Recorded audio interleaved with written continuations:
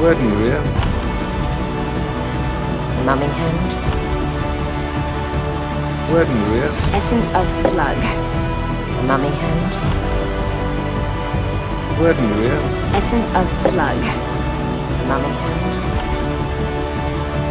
Wedding Rear.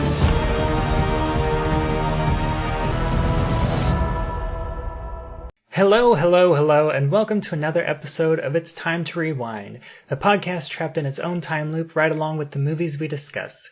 This season is the serial bomb, yo, and we're looking at Buffy the Vampire Slayer and Angel, starting off with Buffy Season 6, Episode 5, Life Serial.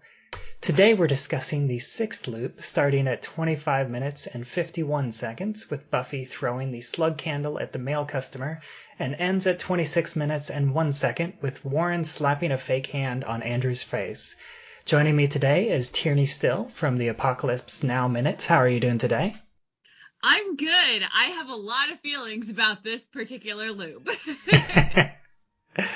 Yes, this is, this is getting into the time loop montage section, which they are always a lot of fun, and they tend to be very short, and they really get right down to the point. But before we get into today's loop, this is your first time on my podcast here, and this is the Buffy season. So let me ask you, what's your history with Buffy and Angel? I'm here to talk about Buffy. I have a lot of feelings about time travel, but we'll get into it. I am a huge Buffy fan, and I feel weird saying that because it's been a long time since I actually watched Buffy. Yeah, I'm right there with you. I think it's probably had been at least 5 years, and I didn't even do like a full rewatch. I just rewatched season 6 doing this season. Yeah. I have rewatched the whole series relatively recently. Feels recently to me. Time has no meaning anymore, but in the before times, I actually introduced it to a friend who had heard of it but never seen an episode, and she became obsessed, and I was so proud. And then I listened to a podcast that's recapping it, which we will definitely talk about as these episodes go on. So it's like, well, it's in my life, but when I went to go press play, I'm like, wait, where is it streaming again? I don't remember. But I was an OG fan. I had seen the movie. I actually loved the Buffy the Vampire Slayer movie. I mean, Pike is so much cooler than Dylan McKay. I don't care what my friends say. I totally get where, like, Joss Whedon is like, that's not what I was going for, and I'm glad that he got this TV show to kind of expand on it a little bit. Yeah, I'm looking forward to revisiting the original movie again, because I do have that planned as a bonus episode this season. It is a campy delight. Donald Sutherland he's so good in it. And it's just one of those things that hit me right in that sweet spot. I was a young girl and I was like, this is awesome. Right around the same time that I was discovering Buffy the Vampire Slayer, the movie on TV, I watched a daytime soap opera for kids, well, teens or tweens, whatever they were calling this then, called Swan's Crossing, starring Sarah Michelle Gellar. Swan's Crossing ran for like one summer, and there are actors that were in it that I don't think remember it existed, but I do, because when they said it wasn't coming back, it was my first like fan campaign. I wrote to ABC and was like, please don't cancel this show.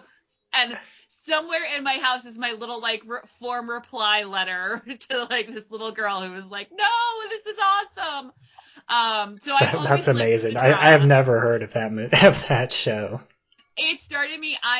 I get sucked into shows, and I always have to have like one. I call it my I need to watch pretty people having problems show. And so that was what got me started. So we'd watched that. Like, my grandmother watched it with me because I was young, and she had said like, oh, Sarah Michelle Gellar's on All My Children now, but I couldn't really get into it. And then she was the one who saw like a little thing in like TV Guide that they were going to do a Buffy the Vampire Slayer TV show and it was going to star Sarah Michelle Gellar as Buffy. And we were just like, oh my God, the universe has like aligned for me. But I was in middle school at this point. I was still a baby. And my parents were a little concerned. You know, this was when TVMA was just starting to become a thing, where like there were warnings before shows. Yeah, So and that first season, it's a lot darker than a lot of people remember, I think, because it's, you know, this show as a whole gets pretty dark in the later seasons, but it starts off with a lot of dark stuff in it too. Starts off also that first season with some sex. So anyway, before we knew that was going to happen, my mother said that I could watch it as long as my dad watched with me, so that if anything came up and I had questions, there was a grown-up there. And so my father and I, and then the next season they said, hey, there's this new show coming out, and it was Dawson's Creek. And the same rules applied. And so my father and I watched Buffy and Dawson's Creek together for their whole run. And so I just loved it. I was a WB girl, and my dad was a WB girl by default. The one thing was he couldn't stand I'm blanking on the actress's name, but the mom in Gilmore Girls. Lauren Graham. Graham. For some reason, my dad hated Lauren Graham. It was like, we're not watching this. So I didn't get into Gilmore Girls, but other than that, we were there for all those premieres, all those special episodes, and it was really fun. Season 5. I want to say, where's Glory? Okay. Yeah, Glory is season 5. That was the last season on the WB. Which I will still always refer to as the WB. But yeah, I was stage manager for my high school drama club. And I had to like tape the episodes. Kids, back in the day, there were these things called VCRs.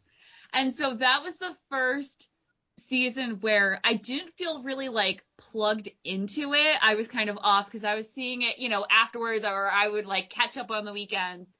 Mm-hmm. But I became friends with someone who thought Spike was the coolest character ever. And so as things got hot and heavy, we definitely were tuned in for season 6. And then she was very angry. I've never seen anyone so angry at certain things that will happen later this season. But that is not for me to talk about. I'm here to talk about Life Serial, a.k.a. the episode that gave us Kitten Poker. Yes. And but we're not there yet. This is the, like I said, this is the montage with her trapped in the mummy hand time loop.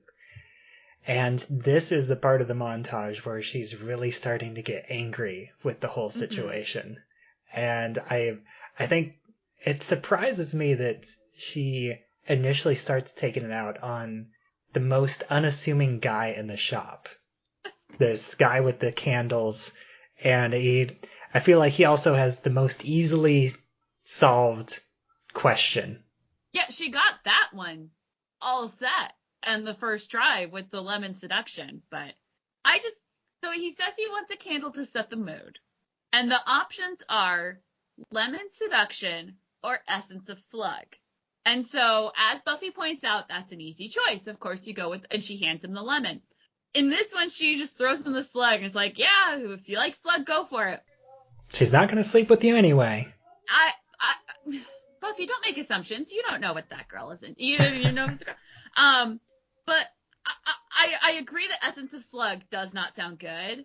Lemon is not the scent that calls to mind romance for me. Yeah, lemon is more, it's a refreshing scent. It's something that wakes you up. It energizes you. It's a cleaning scent. It's not a sexy scent. So I was a little confused. I also wonder if this guy is even more confused than me, because he is aware he's in the magic shop, right?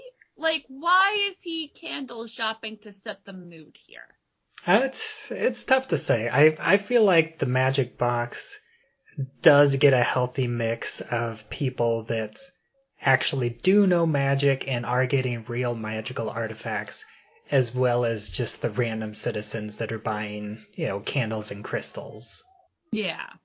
I don't know. It just was very strange. And it is funny the way she, he catches it and looks confused, and she's just on to the next thing. And I don't know how I feel about the next thing, because Warren's having fun in this scene. And as someone who has seen all of Buffy, I don't know that I like Warren experiencing any joy in life.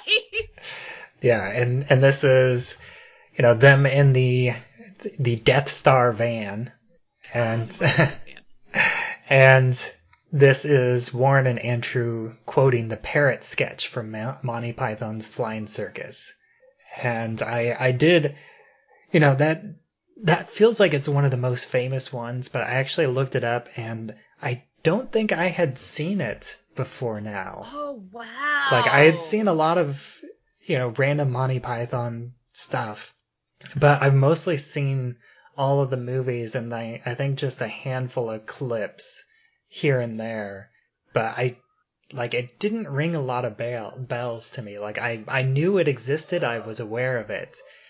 And then, of course, I did have to write down the, basically the part of the sketch that they are quoting whenever John Cleese goes through this whole diatribe where he's like, "This parrot is no more.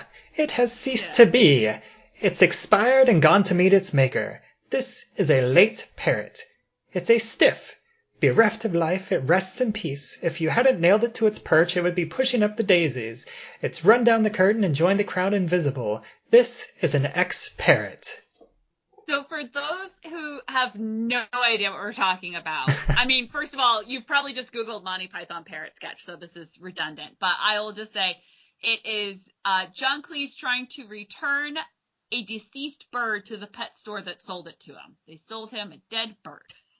Bird is no more.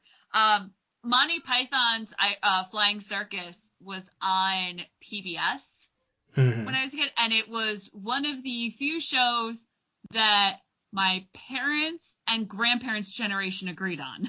And again, I just sound a million years old, but there weren't that many channels. There weren't that many TVs in the house. So when you lived in a house of multi-generations, shows that everyone agreed on were huge. Yeah. Yeah, you had 5, maybe 6 channels. You had ABC, NBC, CBS, PBS, Fox, and then Fox. WB. And then eventually WB and UPN was after WB. The Fox affiliates. And then they merged into the CW. Yes. Which apparently is no more. And I'm like, look, I just got used to saying CW, guys. And even then, only because the superhero shows. So we quote that sketch constantly in my family, basically, and whenever, it has gone to the fjords, because I think it's supposed to be it's a Norwegian parrot. So the fjords. It has lovely plumage. It's just, I felt very, the trio is really that geriatric millennial, everything is a reference. We're not Gen Xers, but we're definitely not what came after. Yeah, I've mentioned this before in previous episodes, but I feel like this whole season is really millennials before millennials became millennials. We didn't even know we were millennials at that point. We still thought we were generation...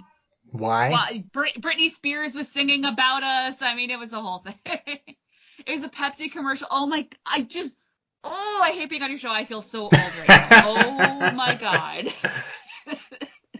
Well, I think I've got you by a few years. Okay. Well, and we are at least experiencing time somewhat literally. Except for the past few years. I had a pretty good handle on. Yeah, time has become a flat circle. Yes, there is only before and after. yeah, BC has a different meaning these days. Yeah. But yeah, and I will say, since we are in the van with this time loop, how much I loved the Death Star van. They made a paint over that mural was a crime. The horn. Yeah. The trio are really hard to talk. Like, they are the perfect example of like how that goes sideways. Yeah, and I feel like, again, them as villains were really ahead of their time, because I think that looking back at it nowadays, they really feel like the epitome of what's become toxic nerd culture, like the incels. Yeah. And in my mind, I had always excused it of like, oh, it was Warren. Like, Andrew and Jonathan are just along for the ride. He's the bad guy.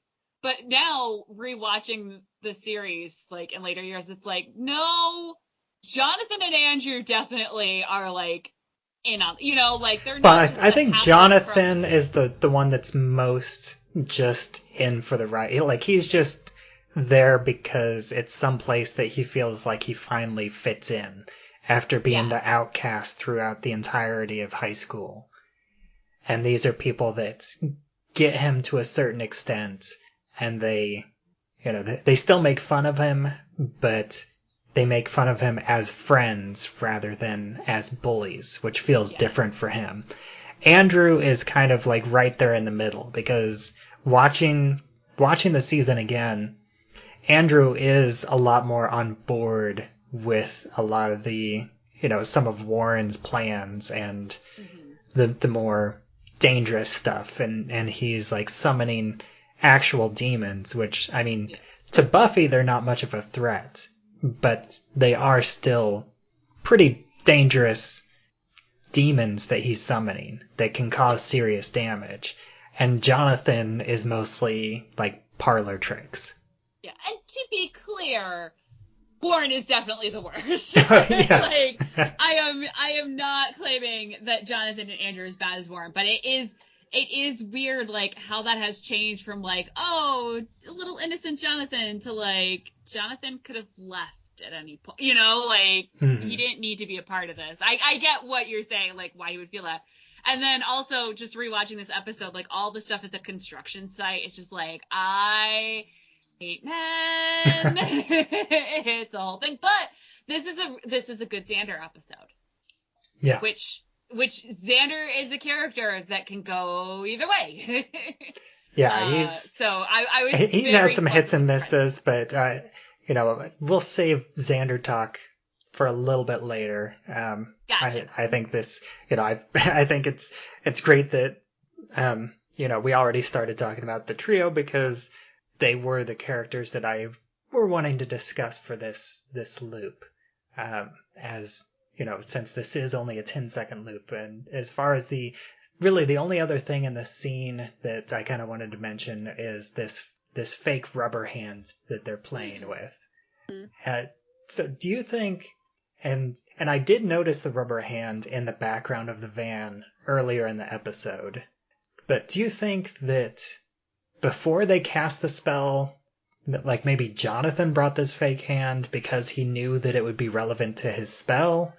Or do you think that it's just a random joke or thing that they would have anyways just because they're nerds? Oh, I don't know why they would have it, but I don't feel like it's just a random thing that's there. I don't know that I believe that it was brought on purpose. I will say, it doesn't do it in these loops, but when we see the mummy hand in some of the other loops, it did remind me that we were still very much of the Addams Family generation with Thing. Yeah, which we do get just a little bit of the mummy hand in the black and white camera feed, and it's very. I think it's great because you can see it kind of jiggle as she's holding it. Like, you can see the fingers jiggle as she's like holding it in front of her. It's great. Like right now, I'm just like scrubbing back and forth, and I just kind of love the way that this mummy hand looks. The way she's holding it, it almost looks like she's wearing it as a glove. Yeah, so maybe they just they also got super into those movies. And so they just have this extra rubber hand around in case an opportunity to make a joke presents itself. And that's, like I said, this is a pretty short loop. There's not much to it. But did you have anything else? Any other notes for this loop? Not for this loop. All right. And then did you have anything else that you wanted to say about the trio in general? I will say that I found the conversations about the trio on a podcast that I listened to very interesting. And I know all your listeners are going to listen to the next episode, but just in case there's someone who only hears this one, I want to shout out Buffering the Vampire Slayer, which is the podcast hosted by two queer women watching every episode of Buffy. And it has really restored my faith in a lot of things. Yeah, I think they just recently finished the entire run, and I didn't. I cried. I haven't been listening to them. I did listen to their episode on this episode on Live Serial, which that was an odd one to jump in on because it was like one of their live episodes. Oh boy. Okay. So it kind of threw me off because the first 45 minutes was just like set up for the live episode. And a bunch of plugs, because they are like one of the bigger podcasts, because there are a ton of Buffy podcasts out there. Oh, yeah. And I'm sure a lot of them are awesome. It's just that's the one that I ended up listening to. And so, realizing, oh, it's not that Xander sucks. It's that sometimes Xander sucks. Sometimes Xander is like, oh, no, I believe you. And here's my suggestions for what research to do next. So I don't know. And just characters like the trio where it's and the creator of Buffy do we write off Buffy because it turns out that the rumors were true and the guy who created it, this is his baby, was a jerk? That's all I'm going to say about that. So it's I haven't talked about that controversy, and I don't know. There are creative things where I'm just you know what? That person is such a jerk that I'm just not going to engage with it anymore. And Buffy's one of those things that could have been on the line. It could have been a part of my past. And listening to Buffering the Vampire Slayer is one of those things that got me to kind of get over that hump. Be yeah, that person's a jerk, but this thing he created is great. And you know what? I'm still all in. Yeah, I think stuff like this, especially TV shows, they feel like they're a bit more one step removed, because even though, you kind of have one name associated with it as the creator and the driving creative force, but there's so many other people that work on it that it feels like to completely discount it really does a disservice to everyone else that aren't necessarily bad people that also worked on it and put their heart and soul into this thing that has been beloved by so many people. Yeah. So I wanted to make sure I got them a shout out. I will definitely be referencing them in our next time loop because they wrote jingles for several characters, and one of my favorites is apropos to the next loop here. All right, well, that does it for this episode. Why don't you go ahead and take a moment and let everybody else know where they can find you online for anybody else that hasn't heard you before. Oh, the easiest way is to go to onesteelsister.com, ONESTEELESISTER. That's my website. It's got links to my social media. Guess what my handle is? Links to my podcast, links to my guest appearances. So this one will go up once it's complete. And it has a link to buy my book. I wrote a book. It was awesome. So that's kind of my catch-all site that I can direct people to. All right, sounds good. And I am Bubbawheat, and as always, you can find a lot of my writings at flightsightsandmovienights.com. You can find me on Twitter, where I'm at Bubbawheat. You can find this show, It's Time to Rewind, on Anchor.fm, as well as anywhere else that you listen to podcasts. We also have a Facebook group. It's Time to Rewind, a Time Loop group, and you can join that and discuss episodes as they come out, as well as have any sort of discussion on time loop movies, TV shows, anything in general. And I have also just recently, at least as of recording, hopefully it'll be a bit more fleshed out by the time you hear this, but I started a Movies by Minutes wiki on fandom. So moviesbyminutes.fandom.com. You can go on and see all the other Movies by Minutes in a wiki format for people that enjoy wikis. And if you're a podcaster, you can add to it, and listeners can add to it and edit it as well. And so until next time, grr. Arg.